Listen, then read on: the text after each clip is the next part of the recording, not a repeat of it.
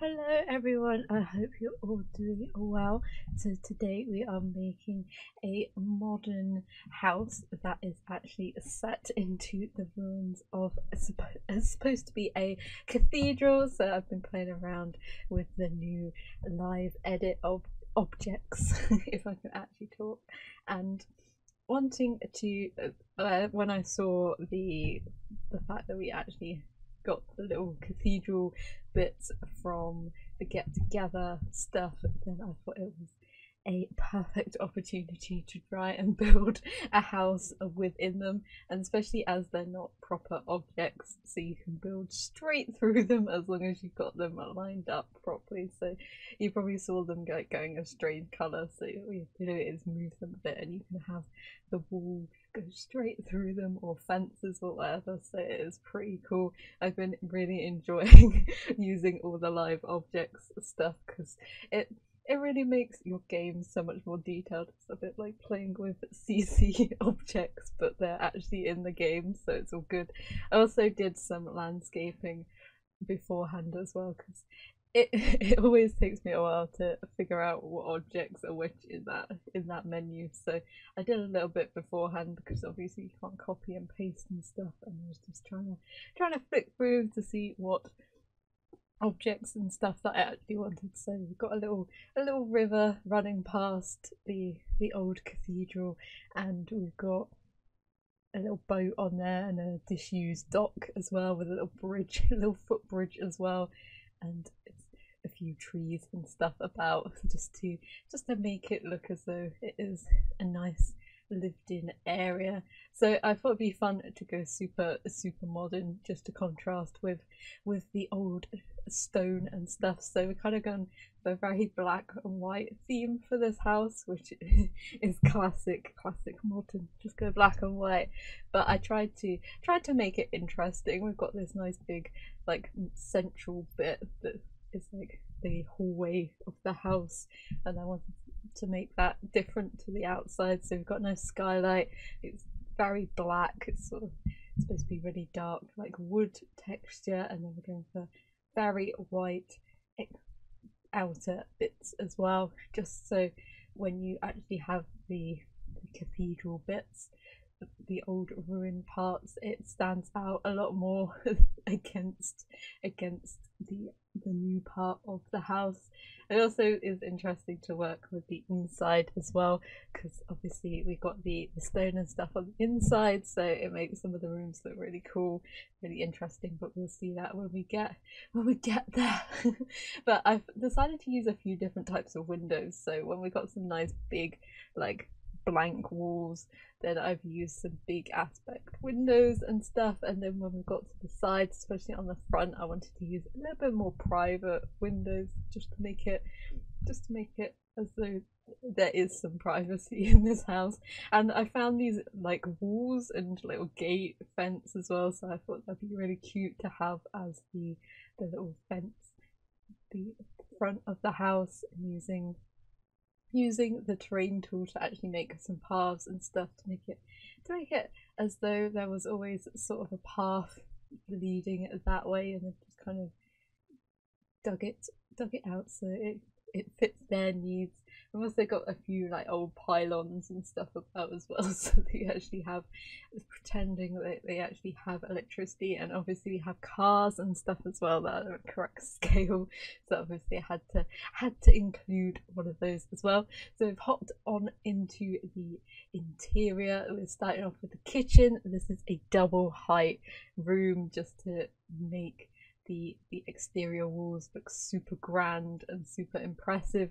Also put, because the arches actually go through the walls in this one, so I thought it'd be quite nice to use some actual old windows from Strangerville stuff to actually make it look as though there might have been some glass, or they renovated the glass window.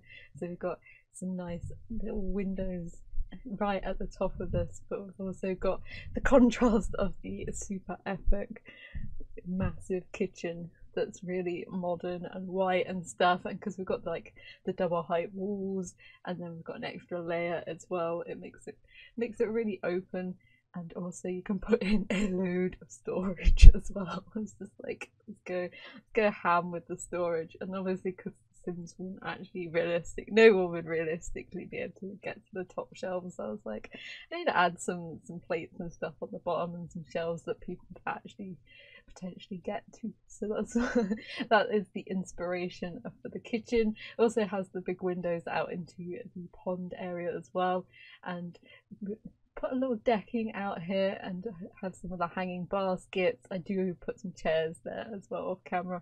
And I actually found something later on when I go back into the debug menu to actually have a little hanging plant growing through the little canopy area, which looks super cool. And I think this is my favourite room in the house, just because you get to see the entirety of the old structure. I do love the back garden as well, but we actually get to that. And I thought it'd be quite nice to have a bar in here, so I kind of line it up so it meets with the old bit of the wall, and we've got a breakfast sort of informal dining space as well in here, just so your Sims don't have to walk all the way to the other side of the house where the actual dining function room type of thing is there.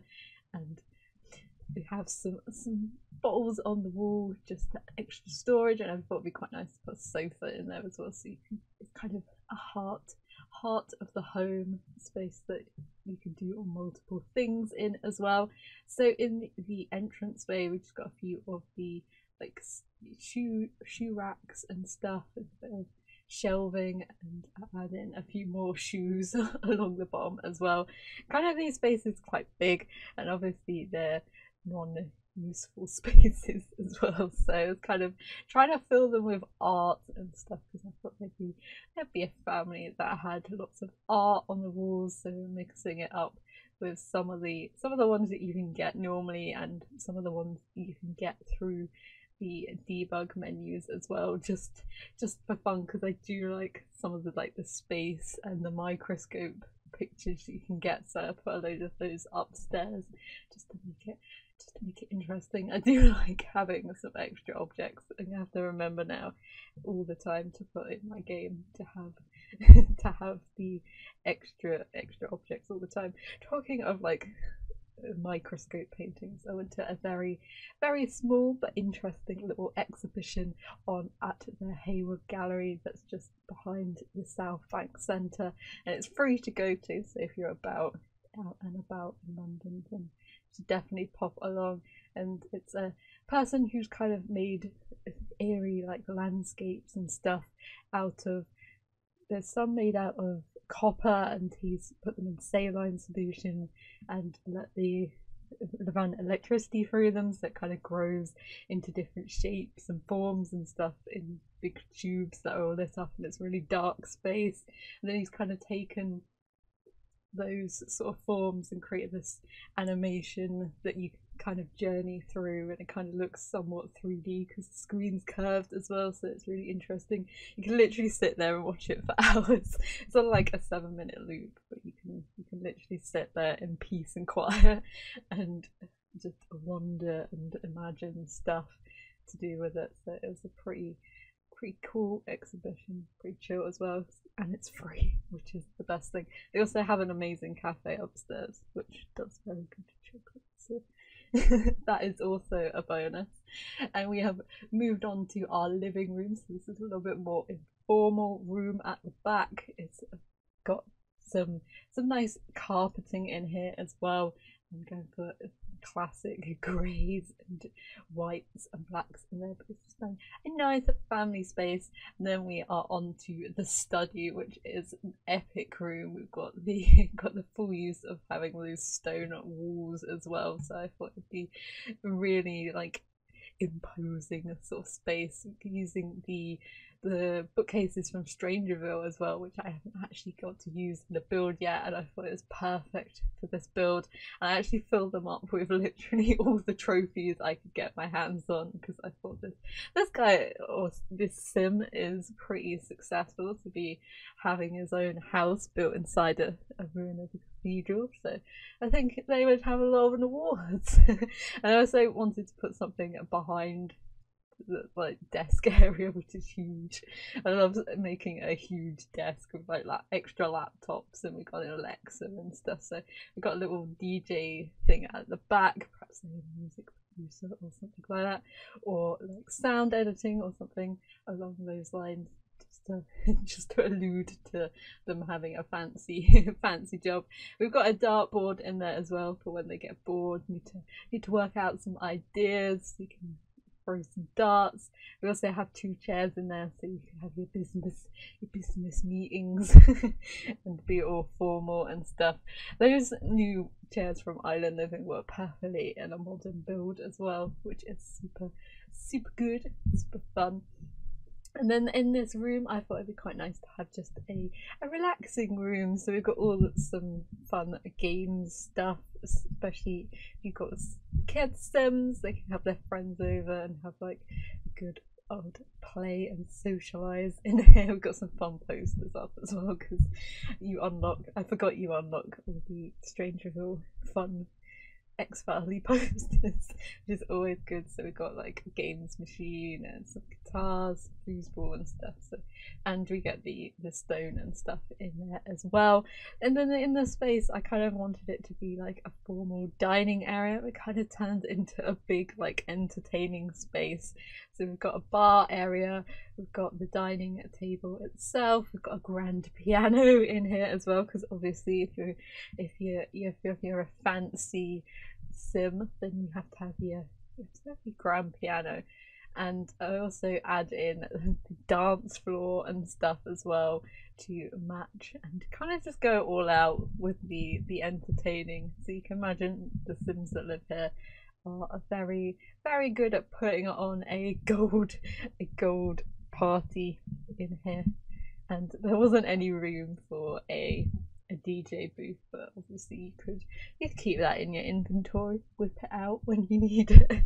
And in some disco lights in as well, and used one of the little wall, I think it's a sculpture, and used it as a wall decoration because I do like using that, especially as a backsplash in the kitchen area as well. That's always fun and interesting to try and use that. And then we've got a huge bathroom down here, which I wanted to have like separate shower and a bathtub as well, so I kind of make this quite large well, not large, but sort of a very bigger dedicated area for the shower. So we've got the glass windows, and I thought it'd be quite nice to have ones that had like slats in it as well, so you've got a little bit of privacy. We've got the bath next to it, and we've got a whole built-in wash basins as well, using the newer counters from Island Living, just keep it a little bit modern, but also having not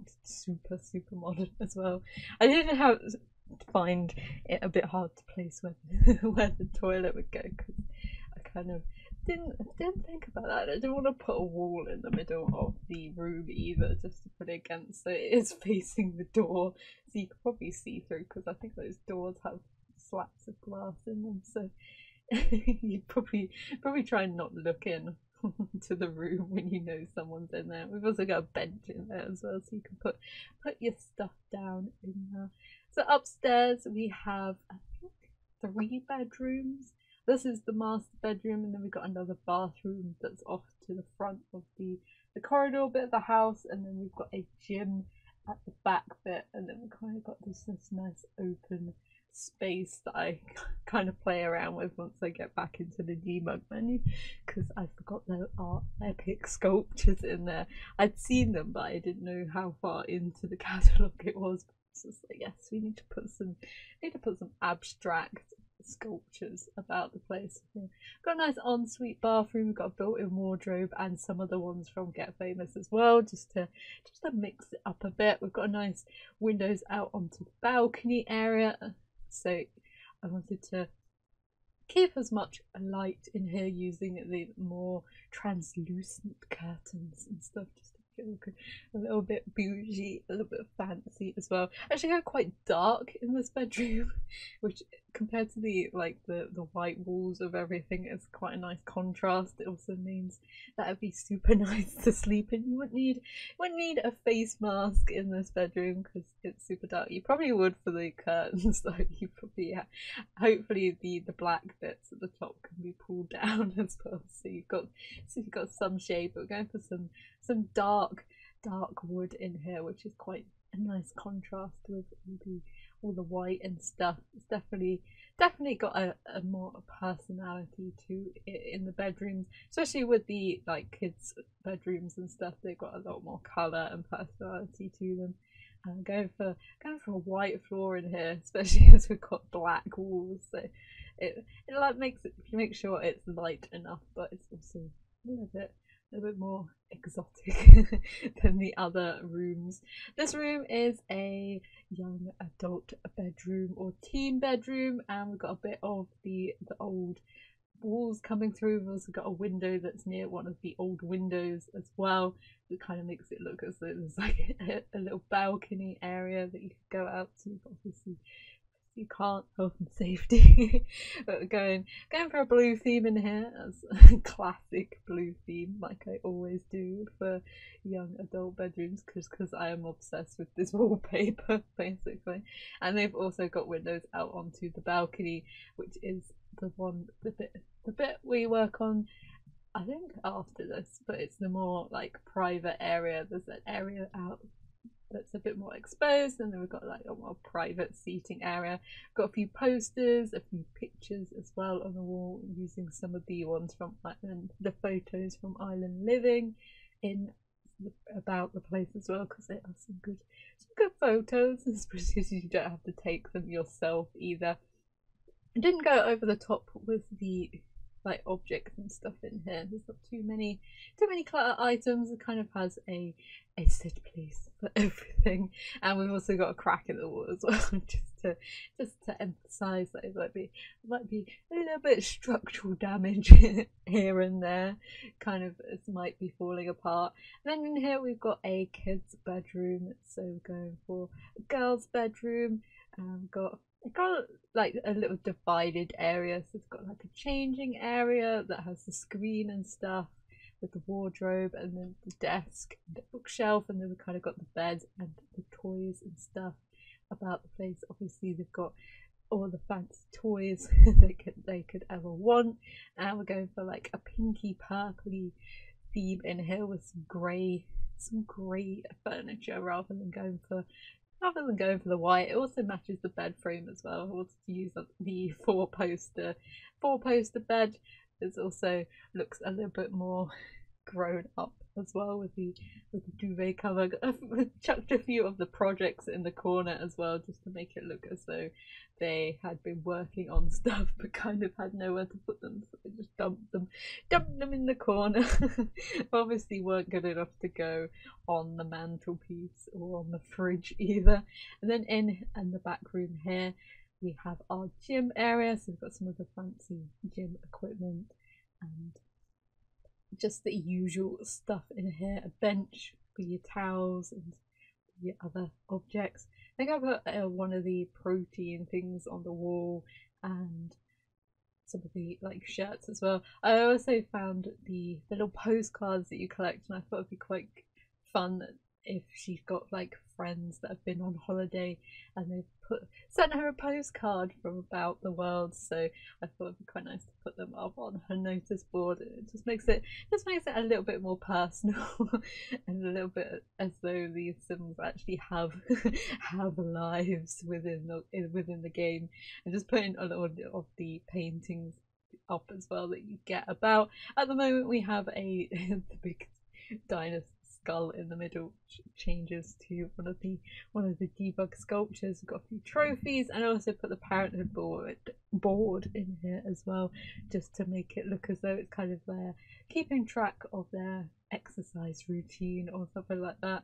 But obviously you can use it for putting other stuff on there as well. we don't have too much stuff going on in the corridor areas. We kind of just wanted them to be nice and open so your Sims can easily get through. So up here on the balcony we've got our lounge chairs out so your Sims can catch a tan, even though it is Windenburg, so I don't know how hot it actually gets in Windenburg. I think it gets hot some of the time, but obviously in winter it snows pretty bad in Windenburg, so you don't want to be out and about in there. And then we've got a more chill out seating area with some fairy lights and stuff, just hanging them off the actual structure themselves. It kind of makes a nice natural barrier up there as well for the with the archways to make it as though it's like a little separate room. And then we are onto the back garden, and we put the washing line out the back as well, and mix it with the one that you get in the debug, which is from Island Living, which is super cute. And if you don't want to play with laundry, but you kind of want the laundry vibe, it's a great object to put out and about. Also, one of the little the parasols as well, and put that with one of the normal picnic tables, so it means that we have a few more options for actually having cover and also using whatever table we want as well.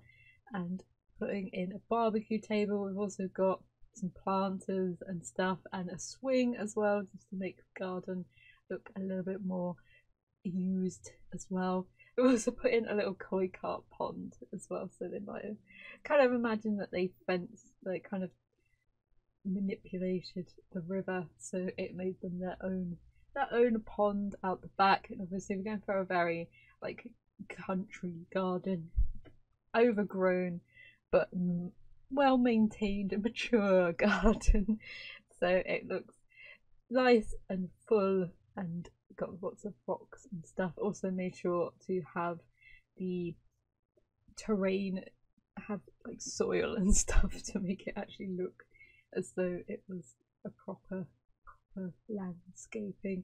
And I'm back in the debug menu to get all the different grasses and all the different stuff as well. I'm going to be doing a build tour I think next week, because I forgot to hit record, and I built something using a lot of different grasses and stuff, and it looks super cool, and I'll give a tour of that. So we added in lots of extra plants and stuff just to make lots of planters as well. I also did some vines going up the wall, which you can actually do because these are not proper objects, so we've got some of the actual things growing on the cathedral walls itself, which gives it some more realism. I always forget how big some of the rocks and stuff are actually in this. We also got the like dilapidated old fences about, which are super cool that we get to use these. And I think I prefer these to actually the normal fences. And we got a few of like the bits and bobs about. And I do love the post ones as well that we got. I think I used some of those by the water, and I love the that big plant that's like creeping up the wall. That is a great object to use on builds and stuff, and also that one that I just whipped out to go on the pergola itself. And I thought it'd be quite fun to actually have some like utility boxes outside for your power and your electricity and stuff. You can't use them as that like you do in city living, but it kind of just gives you that little bit of extra something just to make the builds that little bit extra. And we've also got the sculptures in as well, so we've got a little power box and a little other unit box as well, and an air conditioner, just to imagine that the building is all air-conned and it's pumped out at the little thing at the front. And I think that might be just about it, really. Just putting a few trees in the front, because the front is a little bit bare. All the fun stuff happens at the back. So I think we are into the screenshots. So I hope you enjoyed this build. If you did, feel free to give it a like. And if you'd like to see any more builds, then feel free to subscribe. And hopefully I will see you in the next one. Bye!